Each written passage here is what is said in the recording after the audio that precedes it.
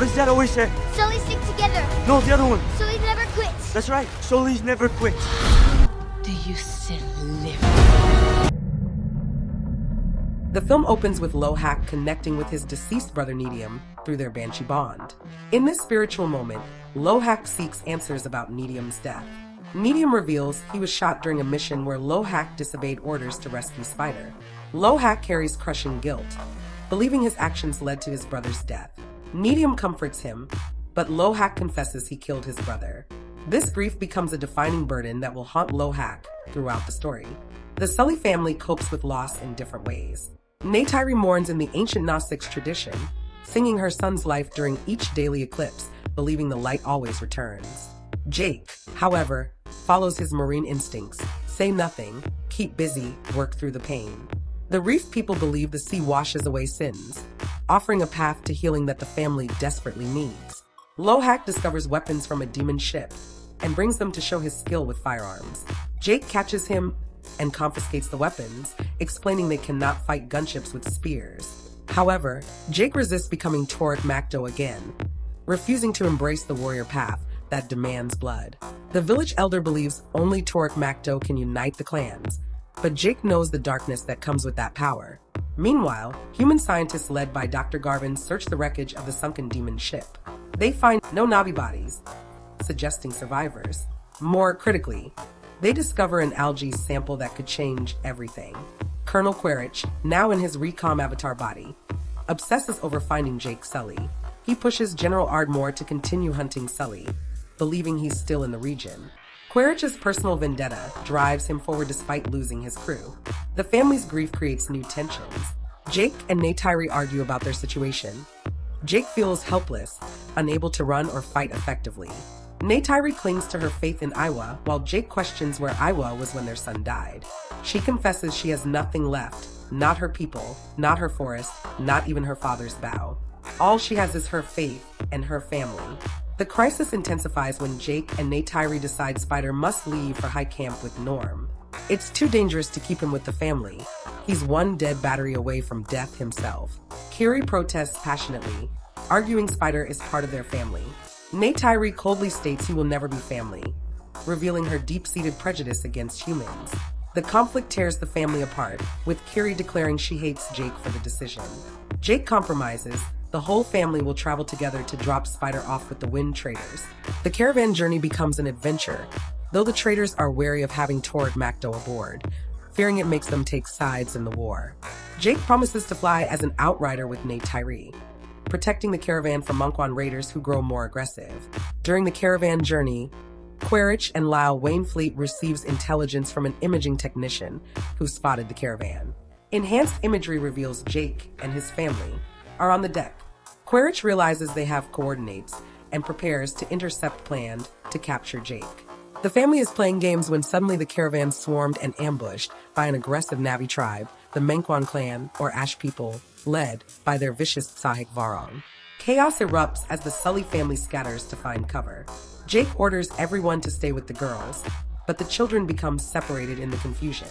Spider's backup oxygen mask is on the ship, creating a life-threatening situation. The family must flee through the forest as human soldiers pursue them relentlessly. They run desperately toward water, knowing it's their only chance for escape. Jake and Neytiri fight to protect their children while evading the overwhelming firepower. The children find themselves separated from their parents, with no communications. Spider's oxygen situation becomes critical. He needs a mask change immediately. The group debates their options: return to the ship where their parents will look for them, or avoid the Ash people blocking their path. Against Spider's protests, they decide to circle back to the ship, their last known position where Jake will search. Meanwhile, Jake and Neytiri discover the children are gone. They realize Spider missed his mask change and is running out of air. Time is running out, but they face a terrible choice: pursue the children immediately or complete their original mission. Jake's marine training wars with his father's heart. The situation worsens when Mangkwan raiders, the Ash people, discover the children. These fierce warriors practice brutal customs, cutting their enemies' neural cues to take their power, a fate worse than death. Naviix. The children desperately try to stay hidden, but Spider's oxygen runs dangerously low. They carry him as he weakens, racing against time to find help. In a moment of desperation, Kiri insists on trying to save Spider through an Iowa connection, despite having been locked out from the Great Mother before. Against her family's warnings about the firewall that could kill her, Kiri connects to the forest network. Through sheer will and mysterious power, she manages to alter Spider at a cellular level. The forest mycelium colonizes his body, changing his blood chemistry, nervous system, and lungs. Miraculously, Spider can now breathe Pandora's air without a mask. Despite this miracle, the Ash people capture the children. Their leader, Varang, is a fierce Sahik who leads her clan with fire and strength. Her people suffered when a volcanic eruption destroyed their forest. Iowa did not answer their prayers, so they turned their backs on the Great Mother and embraced the way of fire. They worship strength over spiritual connection. Varang interrogates the children about how to use the riffle. She threatens to kill them one by one, starting with the youngest. The children remain defiant, but their situation seems hopeless. Varang recognizes Spider as the mysterious air breather the RDA seeks and realizes she has valuable leverage. Jake and Quaritch track the children with the Ash people. Jake decides to negotiate, offering himself in exchange for his family's safety. Colonel Quaritch arrives simultaneously, also seeking to capture Jake and reclaim Spider. What follows is a tense three-way standoff between Jake, Quaritch, and Varang. During the chaos of negotiation and conflict, Jake manages to free his children. Quaritch teaches Ash peoples how to use the weapons, creating confusion. Kiri commands the Flora to subdue some of the fighters, ensuring that they escape to safety, using her power to connect with Iowa. A massive firefight erupts with Jake and the children fighting their way to freedom. The next morning, Jake and the children are picked up by the High Camp Rescue Group and Neytiri. Quaritch and Lau return to their posts.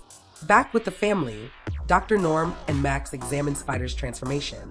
The mycelium network has completely colonized his body, creating an endosymbiotic relationship that keeps him alive. His blood chemistry, nervous system, and lungs have been fundamentally altered at the cellular level.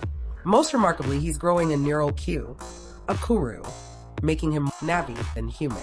The implications are staggering. If RDA scientists could reverse engineer this process, every human could live on Pandora without masks. The entire planet would be vulnerable to colonization. Jake realizes they cannot protect Spider. Wherever they go, he'll be tracked and hunted. The only solution is one that tears at Jake's heart.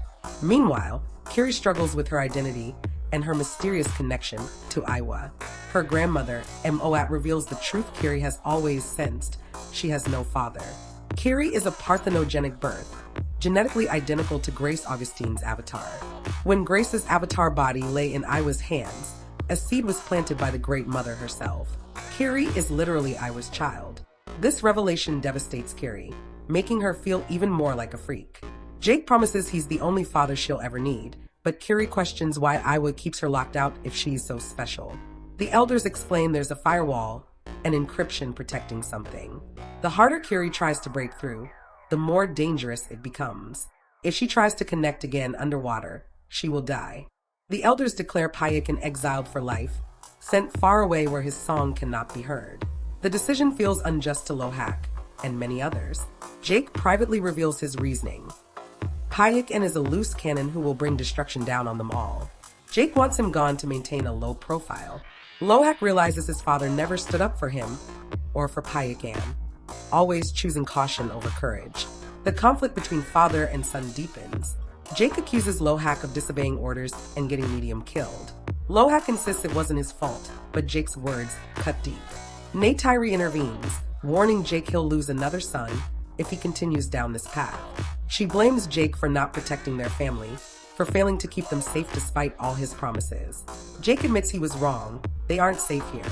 He suggests abandoning Spider, but Neytiri reveals her deepest prejudices. She hates humans with their pink hands and insane minds. Jake confronts her. He's human inside, always an alien to her. Does she hate their children for being part human? Does she feel ashamed when they make mistakes? Neytiri breaks down, and they reconcile, reaffirming that their family is their fortress. Meanwhile, Quaritch undergoes Varang's truth ritual. She uses a powerful substance from the sacred fire to see into his soul and compel honesty. Through this connection, Varang sees Quaritch's strength and lack of fear. They strike their deal. Quaritch makes a devil's deal with Varang, He'll provide her clan with advanced weapons, communications, and RPGs if she helps him capture Jake Sully. Varang sees an opportunity to spread her fire across the world with this technology. The alliance forms quickly, putting Jake at even greater disadvantage. Tulkun begin arriving for the sacred calf communion ceremony. Yearling calves and reef children will bond with Iwa together for the first time. Syria invites Lohak to the festival, but he has other plans. He hears that Payek and has been calling faintly to his birth clan from far away. Despite the danger and against his family's orders, Lohak decides to go find Payekan. Jake and Neytiri discover their children have gone. Rather than send raiders after them, Tanawari suggests trusting in the path. He believes the strength of the ancestors runs in their sons' veins. Jake struggles with this. His marine training says to act, but perhaps this is Lohak's moment to prove himself. During their journey, the family bonds. Spider and Kiri share playful moments, with Spider joking about his new height and planning to ride a skimwing like a warrior. They discuss philosophy. It's not the size of the dog in the fight, but the size of the fight in the dog. Spider proves himself brave and capable despite his smaller stature. But Spider is kidnapped for analysis at the RDA base after an ambush. The peace is shattered when human forces attack again. Gunships and soldiers hunt them through the wilderness. The family barely escapes another ambush, with Quaritch's forces getting dangerously close to capturing them. The RDA becomes more desperate and aggressive in their pursuit. As the battle approaches, Quaritch returns to the Mekayuna village, with the combined forces of the RDA and Mangkwan, forcing Jake to surrender, who is taken to the RDA base to face execution. Even though the RDA doesn't like it, Quaritch brings the Mangkwan to Bridgehead. They sleep together at the base. Lohak finds Payekan and brings him back together with Syria, Aonung, and Ratso. Mick Scoresby leads the RDA's whaling ship. They find out that hundreds of Tulkun gather for a mating event every year, which may be quite profitable if they are pursued. Ian Garvin, a marine biologist, is against their intentions, but they don't listen. Neytiri makes a stunning comeback and goes solo to infiltrate the RDA base, while Ian pulls off an epic move by stealing a bulldozer to rescue Jake from that glass container. Talk about a power duo. So, the RDA just can't take out Spider because of all the research potential he holds. Instead, he steps up as a human shield to protect Jake and help him make a getaway. Talk about bravery. Jake totally makes a daring escape with Neytiri and Spider riding on her Ikrin. On the way to the village, Jake is ready to take out Spider, but Neytiri steps in and reminds him that Spider actually saved his life. So, Jake is about to make a move, but then he totally pauses at the last second. And guess what? Neytiri, feeling all the feels, rushes in and embraces Spider as part of their family. How heartwarming. In the heart of Mekayuna village, the Tulkun Council is hesitant to take action, even after Jake shares his urgent warning about the impending massacre. But then Lohak steps in with Payekan and the last survivor of his clan, Tanhawk, and suddenly, the council starts to rethink their stance. It's a moment of tension and hope that could change everything. Jake totally rebounds with the Torek and brings all the Navi clans together for an epic battle as Torek Makdo. The following day, the RDA ships roll up to the Tulkun, but they don't stand a chance and are swiftly taken down by both the Tulkun and the Navi. Out of nowhere, the Mangkwan and Quaritch strike hard, causing serious losses, and sadly, Ratso is among the casualties. Ronald faces a tragic fate, succumbing to her injuries during childbirth. Neytiri, in a heartbreaking moment, takes her baby, Prill, just before being captured by Quaritch and Varang. Such intense emotions and dramatic twists. So, Jake and Lohak are on a mission to save Neytiri, while Spider is totally working his charm, negotiating with Quaritch to trade himself for her freedom. As Quaritch is soaring through the sky with Spider, Jake totally swoops in and intercepts him mid-flight. They end up crashing down onto those epic floating rocks. With Spider and Tuck by her side, Kiri totally vibes with Iwa and unleashes the wildlife to take on the RDA craft. Tanhawk totally takes down Scoresby, and Kiri just slays it by overwhelming Varang. And can we talk about that epic moment when she has to save Neytiri? It's so intense that Varang has to flee in pure terror. The Torek just totally obliterated the RDA flagship in this epic magnetic flux moment, and Ardmore didn't stand a chance. Jake and Quaritch are totally going head-to-head in an epic duel. And just when things get intense, Spider comes in clutch and shoots Quaritch right in the arm. So, Spider totally falls off this floating rock, right? But then Quaritch swoops in to catch him and hangs on for dear life. And guess what?